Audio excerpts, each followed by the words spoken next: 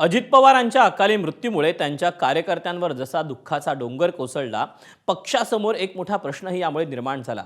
तो म्हणजे अजितदादांचा राजकीय वारसा पुढे कोण चालवणार. अजितदादांची रक्षा सावरण्याच्या दिवशीत याचं उत्तर मिळालं. या उत्तरातच महाराष्ट्रात नवा इतिहासही नोंदवला जाणार आहे. महाराष्ट्राला पहिल्या महिला उपमुख्यमंत्री मिळणार आहेत आणि त्यांचं नाव आहे सुनेत्रा पवार. पाहूया. उपमुख्यमंत्री पदाचा काही प्रश्नच येत नाही. ते सुनेत्राताईच होणार, त्याच्याबद्दल वाद नाही.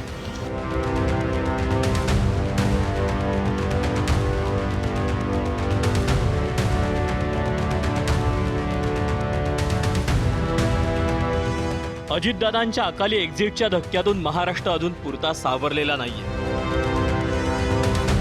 पण राजकारण कुणाची वाट पाहू शकत नाही. त्यामुळेच अजित पवारांचा राजकीय वारसदार कोण याची चर्चा त्यांच्या मृत्यूनंतर लगेचच सुरू झाली.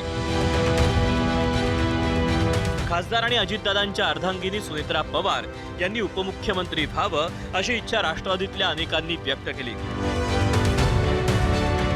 आणि काही तासांच्या आतच सुनेत्रा पवार यांनीही त्याला होकार दिल्याचं समजतंय. उद्या दुपारी 2 वाजता राष्ट्रवादीच्या आमदारांची बैठक होणार आहे. त्यात विधिमंडळ पक्षाच्या नेत्याची निवड होण्याची शक्यता आहे. त्यात सुनेत्रा पवारांच्या नावावर शिक्कामोर्तब होऊ शकतं आणि त्यानंतर लगेचच त्या उपमुख्यमंत्री पदाची शपथ घेण्याची शक्यता आहे. सूत्रांच्या माहितीनुसार सुनेत्रा पवार, पार्थ पवार, जय पवार आणि नरेश अरोरा यांची बारामतीत बैठक पार पडली. या बैठकीला सुनेत्रा पवारांनी उपमुख्यमंत्री पदासाठी होकार दिल्याचं समजतंय.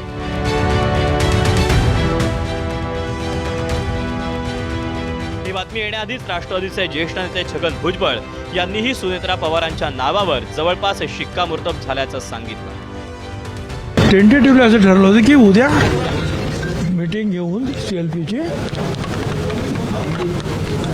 सुनेत्राताईंचे जे आहे नाव आपण CLP लीडर म्हणून फायनल करायचं आहे. तर ते अजून पत्र वगैरे काय त्यांनी काही निघालं नाही आहे. कशासाठी थांबलेत, कारण कदाचित जे आहेत दुखवटा वगैरे असतो, सूतक असतो, मग 3 दिवसानंतर ते बाहेर पडणार का 10 दिवसानंतर सम टेक्निकल काहीतरी प्रॉब्लेम आहे. आणि स्वतः तटकरे आणि प्रफुल्लभाई त्याच्यामध्ये लक्ष घालत आहेत काय. पण बाकी सर्वसाधारण ठरलं. आता बघू आता काय होतं. उपमुख्यमंत्री पदाचा काही प्रश्नच येत नाही. ते सुनेत्राताईच होणार, त्याच्याबद्दल वाद नाही. फक्त ते उद्याचा कार्यक्रम टेंटेटिव्हली माझ्या मते ठरला होता. आता तो का लेट होतो आहे ते काही कळलं नाही. कधी कधी म्हणजे नक्की मला माहीत नाही, पण कधी कधी 3 दिवस, 10 दिवस, 5 दिवस असे पाळलं जातं. त्याच्यामुळे ते येणार न येणार काय कारण ते मला कल्पना नाही. ते तटकरे आणि प्रफुल्ल पटेलांना माहिती आहे. परंतु सकाळी जे आहे मुख्यमंत्र्यांशी जी चर्चा झाली त्याप्रमाणे उद्या हे सगळं करावं असं ठरलं होतं. सुनेत्रा पवार यांच्या रूपात महाराष्ट्राला पहिली महिला उपमुख्यमंत्री मिळण्याची शक्यता आहे. यासोबतच आणखी एक विक्रम सुनेत्रा पवार यांच्या नावावर नोंदवला जाऊ शकतो. तो म्हणजे महाराष्ट्रातल्या प्रादेशिक पक्षाला पहिल्यांदाच महिला नेतृत्वही मिळू शकतं. पक्षाचं अध्यक्षपदही सुनेत्रा पवार यांच्याकडे जाण्याची शक्यता व्यक्त केली जाते.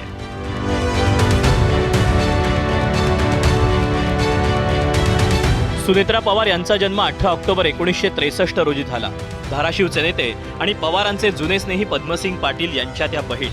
1980 मध्ये त्यांचं अजित पवारांशी लग्न झालं. लग्नानंतर राजकारणापासून दूर राहून बारामतीत शेती आणि समाजकारणात त्यांनी लक्ष घातलं. Baramati Environmental Forum of India ही संस्था त्यांनी स्थापन केली.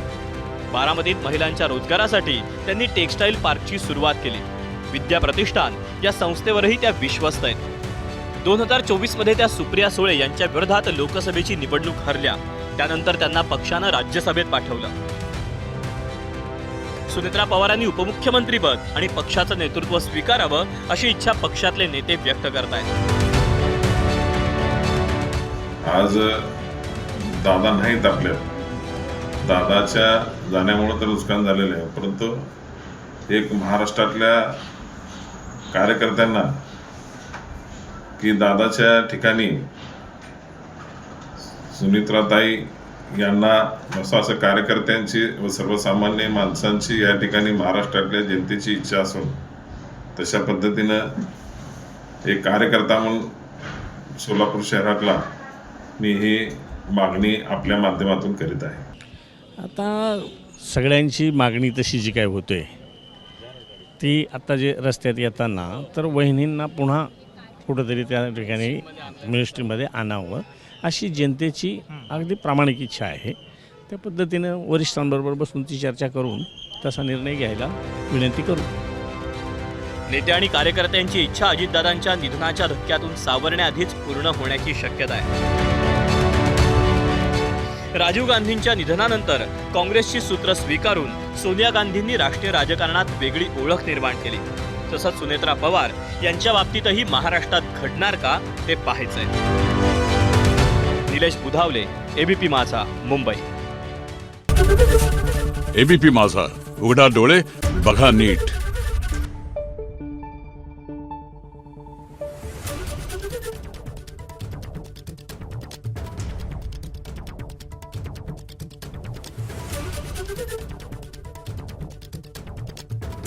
Thank you.